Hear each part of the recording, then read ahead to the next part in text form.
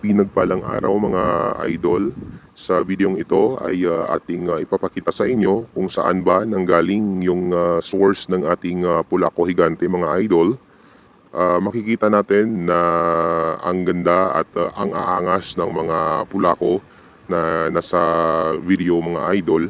Ito po yung Pulaco Higante ni Gilliard Martins doon sa bansang Brazil. Isa sa pinakasikat at legit na breeder ng Pulaco Higante at Indio Higante, no.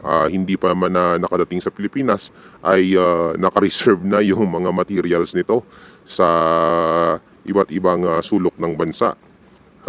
Grabe yung demand at saka of course hindi basta-basta yung presyo ng manok nila.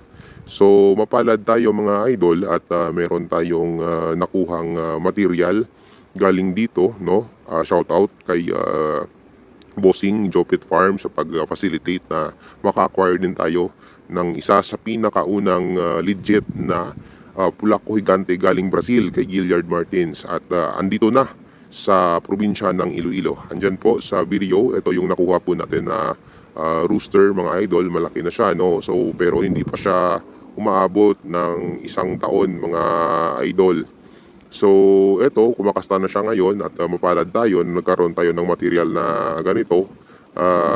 Hopefully po, makaproduce tayo ng maraming Pulaco Higante.